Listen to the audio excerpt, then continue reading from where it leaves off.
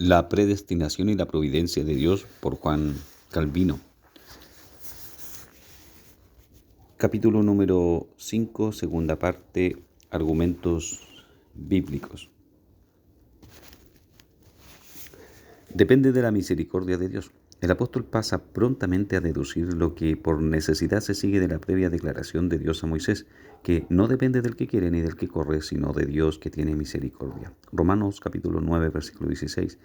Pues si la salvación de los hombres depende de la misericordia de Dios solamente, y si Dios no salva sino a aquellos a quienes elige por su beneplácito secreto, no puede haber absolutamente nada que los hombres puedan hacer, querer o determinar en el punto de la salvación. Vigio explica este caso solemne de esta manera, que la salvación no se debe a ningún esfuerzo nuestro ni a ninguna obra nuestra. Por esta razón, porque Dios libremente nos llama a esa salvación. Se solaza con sus opiniones sintiéndose muy seguro, imaginando que puede con una palabra suya dar al traste en un instante con la doctrina del apóstol, mientras que Pablo llega a su conclusión de esta manera: porque Dios elige a aquellos a quienes salva, pues que así le ha placido, y no porque en sus vidas haya obras diferentes de las obras y vidas de los demás. Por lo tanto, no depende del que quiere ni del que corre, sino de Dios que tiene misericordia, haciendo de este modo que el todo gire alrededor de la gracia de Dios solamente. Pero Pigio cree que ha escapado impunemente diciendo que la gracia se extiende a todos, cuando por el contrario nadie es acreedor de ella. Y cuando dice que los que el Señor haya dispuestos y obedientes a Él vienen a ser partícipes de la gracia, se ve por fin obligado a recurrir a este reconocimiento que tanto el querer como el correr son de provecho, pero ya que no bastan por sí mismos. El triunfo ciertamente ha de concederse a la misericordia de Dios. Todos estos absurdos, el mismo Agustín los refuta admirablemente. Si Moisés, por lo tanto, dice, no depende del que quiere ni del que corre, sino de Dios que tiene misericordia, porque procede de ambos, es decir, tanto de la voluntad humana como de la misericordia de Dios, esto es lo mismo que decir, la voluntad del hombre sola no es suficiente, a menos que la misericordia de Dios se le añada, ni tampoco lo es la misericordia sola de Dios sin la añadidura de la voluntad humana. Además, si ningún cristiano se atreve a decir, no es de Dios que tiene misericordia, sino del hombre que así lo quiere, síguese evidentemente que debemos entender que no es del que quiere ni del que corre, a fin de que toda la gloria se le atribuya a Dios, pues Él es quien prepara la voluntad del hombre, tornándola buena para auxiliarla, y la auxilia cuando está así preparada. Más absurda aún, pues, es la estratagema de ciertas personas que de estas importantes cuestiones devanan la conclusión de que hay una especie de concurrencia o un partir en el camino entre la misericordia de Dios y los esfuerzos humanos, como si Pablo quisiera decir que el hombre muy poco puede hacer al correr si no le asiste la gracia de Dios. Por el contrario, el apóstol reduce todas las otras cosas a la nada para poder dar lugar vacante y completo a la misericordia de Dios, pues ¿de dónde el comienzo de todo legítimo correr? ¿Acaso puede alguno por sí mismo ir al encuentro con Dios? ¿Podrá mientras no lo guíe y dirija el Espíritu Santo? Permítame una vez más adoptar el lenguaje de Agustín. Diariamente son atraídos a Cristo aquellos que fueron sus enemigos. Ninguno puede venir a mí si el Padre no le trajere. No dice le conduzca, como si la voluntad humana de algún modo precediera, pues ¿quién es traído si está ya dispuesto a ir? Pero Dios, que sabe cómo obrar en el corazón del hombre, a quien elige, atrae de manera maravillosa. No que lo obligue a creer en contra de su voluntad o de mala gana, sino que lo hace estar dispuesto cuando antes no lo estaba. Vemos luego que la elección eterna que Dios hace de un hombre queda acreditada por el subsiguiente correr, pero acreditada de modo tal que la misericordia de Dios sola, el cual levanta a los caídos, a los errantes, hace volver al camino, aún más que da vida a los muertos y llama a las cosas que no son como si fuesen, tiene la preeminencia. El ejemplo de Faraón. Debemos ahora atender a las partes restantes de la oración del apóstol sobre los réprobos. De estos, Pablo nos presenta a Faraón como el más señalado ejemplar. Dios mismo habla de él de este modo por medio de Moisés: y a la verdad yo te he puesto para mostrar en ti mi poder. Éxodo capítulo 9, versículo 16. Este pasaje lo ha traducido el apóstol fielmente, palabra por palabra, así: para esto mismo te he levantado, para mostrar en ti mi poder. El verbo es ifil, derivado de la raíz, que significa estar de pie. Por lo tanto, a Faraón se le presenta abierta y prominentemente como alguien de quien Dios haría una memorable muestra de su poder. ¿De dónde o de qué estado o condición recibió Dios a Faraón para colocarlo en esa posición? Pigio diría que Dios lo sostuvo por su poder por un tiempo, aunque merecedor de muerte. Suponiendo que yo le permitiera tomar refugio en el escape, aún así estaría enmarañado y firmemente paralizado por el hecho de que Dios, abandonando a Faraón a su propia voluntad e inclinación, lo destinó a destrucción. Si a Pigio le inquieta insistir en la longanimidad de Dios, estoy plenamente al unísono con él. Sin embargo, este hecho permanece fijo e inalterado, que los réprobos son puestos aparte en el propósito de Dios para el solo fin de que en ellos Dios muestre su poder, que su longanimidad de Dios en el caso presente está muy distante del pensamiento y argumento del apóstol. Es indudable por la inferencia que de inmediato hace al observar que al que quiere endurecer, endurece. No hubiera añadido esto a menos que en la expresión te he levantado quisiera incluir el propósito de Dios por el cual Faraón fue designado para engrandecer por su testarudez la redención del pueblo de Dios, Israel. Si alguno dijera que levantar a Faraón significa que fuese levantado desde arriba hasta la cumbre del honor regio, eso es ciertamente una parte, pero no el todo del asunto. En la Septuaginta, los traductores griegos usaron aquí la misma expresión que usaron para traducir el verbo ifil, derivado de la radical levantarse. Además de esto, se dice que Dios levanta aquello que Él causa por su brazo extendido como para lograr el fin que ha dispuesto.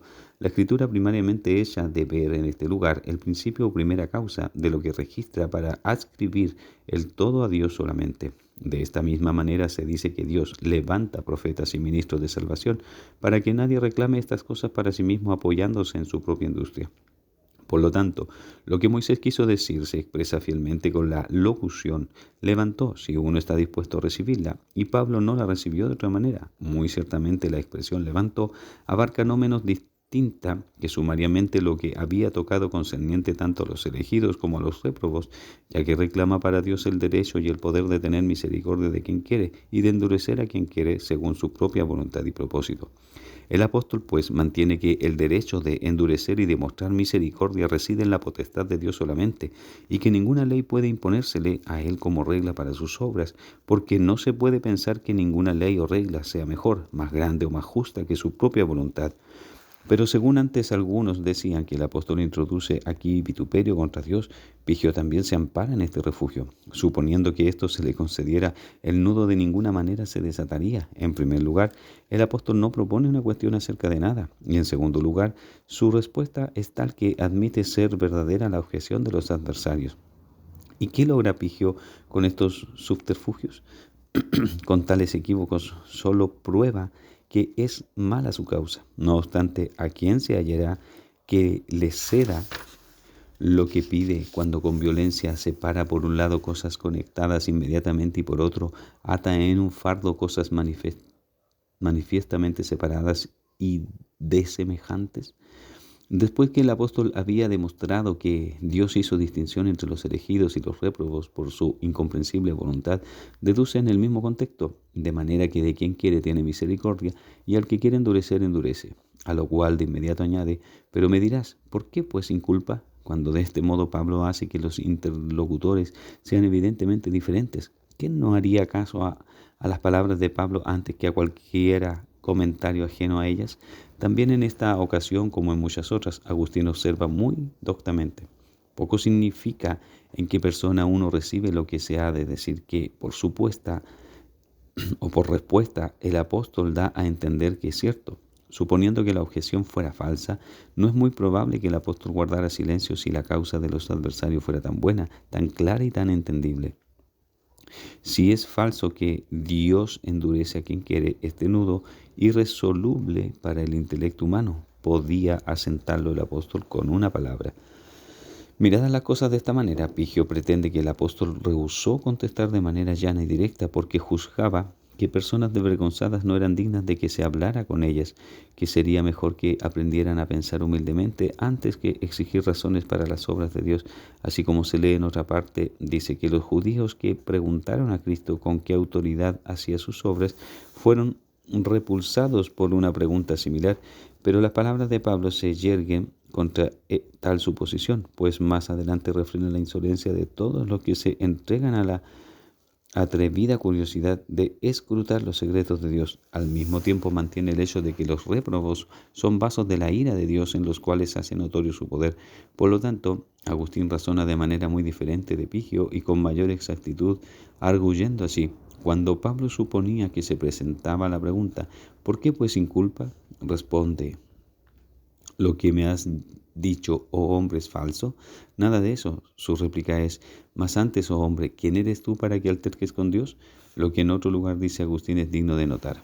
Pablo no corta el discurso de los adversarios con una severa reprensión cuando contienden con Dios con profana petulancia, como si la justicia de Dios tuviera necesidad de una defensa solemne, sino que se expresa del modo que juzgó más propio. Ciertas personas necias consideran que la respuesta del apóstol falló en esta ocasión y que no teniendo razón que presentar meramente se limitó a reprimir la audacia de los oponentes. Sin embargo, las palabras del apóstol poseen un peso inconcebible.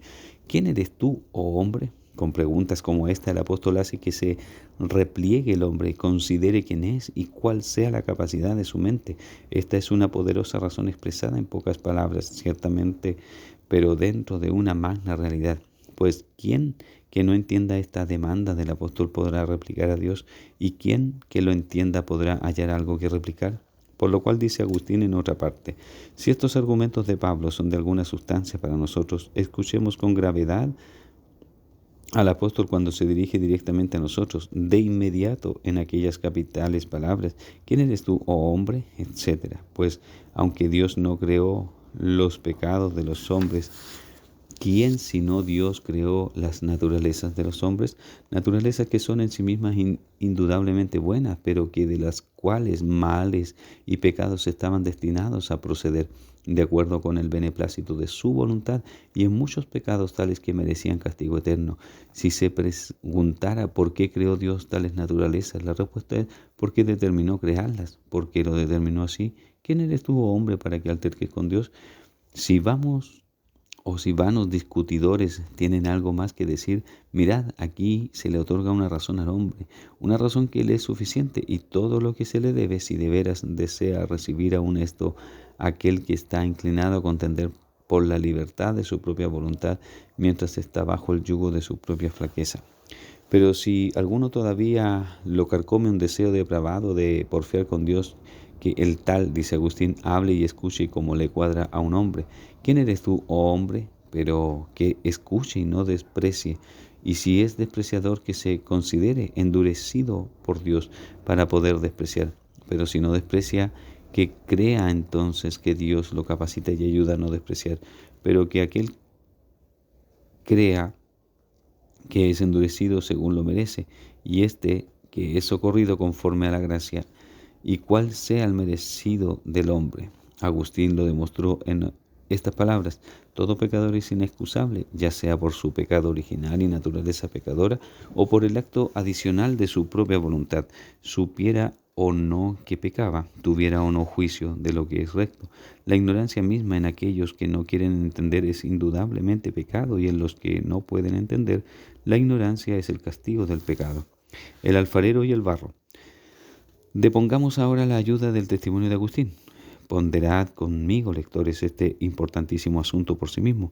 Comparando Pablo al hombre con Dios, como lo hace aquí, indica que el consejo de Dios al elegir y al reprobar a los hombres es sin duda más profundo y más recóndito de lo que el entendimiento humano puede penetrar, por lo cual, oh hombre, considera, como te lo aconseja el apóstol, quién y qué eres, y concede a Dios más que la medida y alcance de tu propia naturaleza.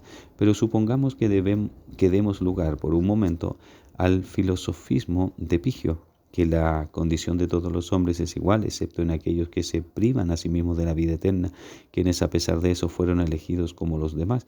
¿Qué habría aquí oscuro o de difícil solución? ¿Qué habría en el sentido común no pudiera admitir? ¿Qué sujeto que el juicio natural no pudiera esclarecer? Pero cuando uno oye de un misterio que sobrepasa todo entendimiento humano, puede uno enseguida concluir que todas las soluciones de los hombres derivadas del común juicio natural y que pudieran ser útiles en un tribunal de justicia profano son frívolas y vanas. Pigio, sin embargo, intenta enfrentarse con nosotros con la observación de que Dios no repulsa ni despide en duda a aquellos que humildemente mantienen la mente en sujeción, que por lo tanto los que contienden con Dios son solamente los refractarios y altivos, y que tal contienda no se encuentra en ningún otro. Con ese acerto me avengo sin dificultad, con la condición de que Epigio confiese por su parte que el apóstol culpa de orgullo impiadoso a todos los que miden la justicia de Dios con la vara de su propia comprensión. Pero a fin de obtener la alabanza de su justicia, Dios debe, según el juicio de Epigio, exponer una razón clara de todo lo que hace, mientras que por el contrario nuestra regla de modestia debe ser que donde la razón que Dios tenga para ejecutar sus obras esté oculta, debemos nosotros aún así creer que Él es justo. El libro de Sirac y el apóstol Pablo. Pues bien, el hijo de Sirac no se avergüenza de ensalzar a Dios con la alabanza de que como alfarero separa y distingue vasos conforme a su voluntad, y que los hombres son también como barro en las manos de Dios, que les da forma y que da a cada uno según ha decretado. En este pasaje, si se le compara con lo que ha precedido, no puede significar otra cosa que el beneplácito del artífice o alfarero. Tampoco queremos buscar otro intérprete más allá del apóstol que con la misma metáfora patentemente reprende la audacia de todo aquel que le exige a Dios razón de sus obras.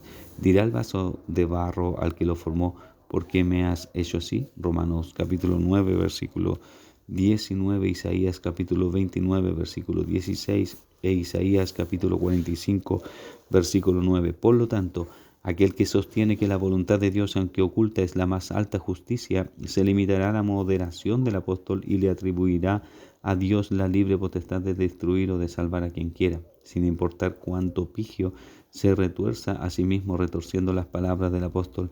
No puede hacer que esta similitud se aplique de otra manera en el caso presente de cómo la aplicó el apóstol, que la introdujo para demostrar que Dios, por su propio derecho, crea a todos los hombres para cualquier destino que quiera y que a Él le plazca.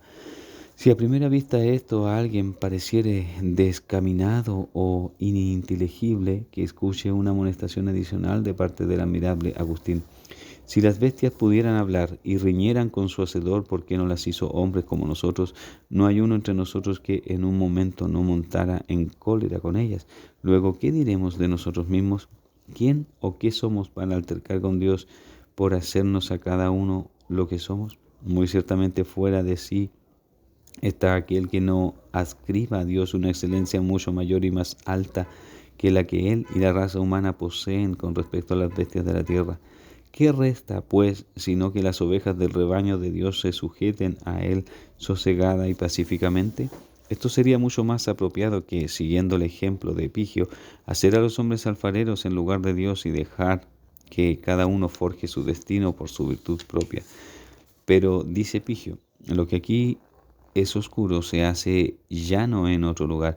Así como el horno prueba los vasos del alfarero, la tentación prueba al justo.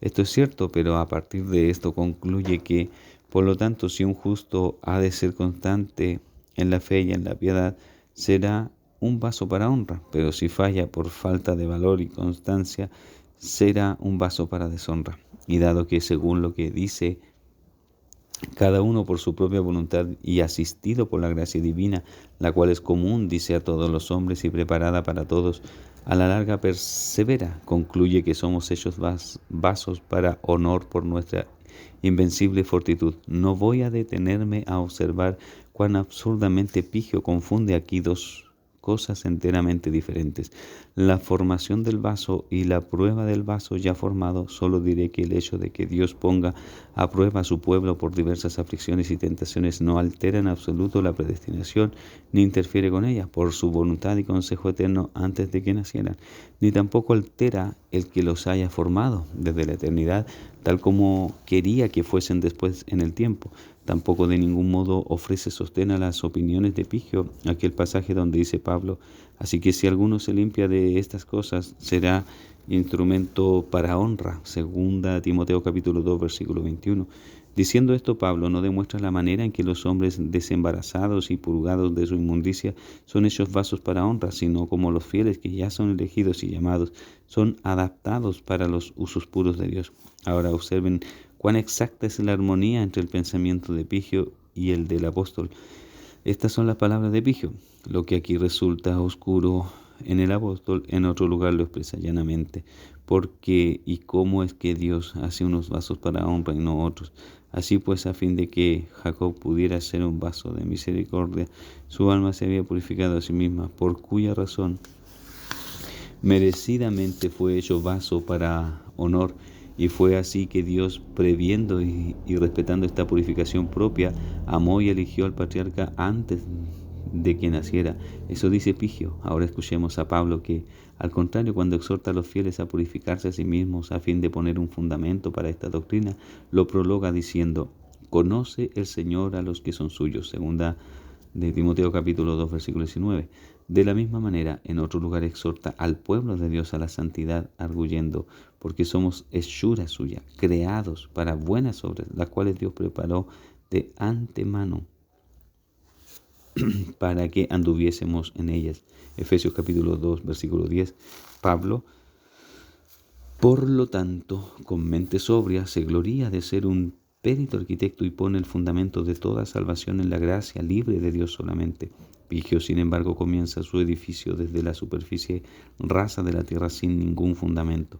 El profeta Jeremías, igualmente, al tratar del pasaje de Jeremías 19:11, gasta multitud de palabras en vano. En ese pasaje el profeta no describe el origen de nuestra formación, sino que afirma y mantiene el legítimo poder de Dios de quebrar y destruir vasos ya formados y acabados. El pensamiento y la intención del apóstol, por lo tanto, al usar esta similitud, deben observarse con cuidado y sostenerse firmemente que Dios, hacedor de los hombres, forma de la misma masa que tiene en las manos un vaso u hombre para honra y otro para deshonra, según su voluntad soberana y absoluta. Libremente escoge para vida a algunos que aún no han nacido, dejando a otros a su propia destrucción que todos indistintamente merecen. Y cuando Pigio sostiene que la elección que Dios hace de gracia no tiene relación ni enlace con su aversión hacia los réprobos, yo sostengo que la relación y el enlace son verdaderos, puesto que la justa severidad de Dios corresponde en causa igual y común a aquel amor voluntario con que abraza a sus elegidos.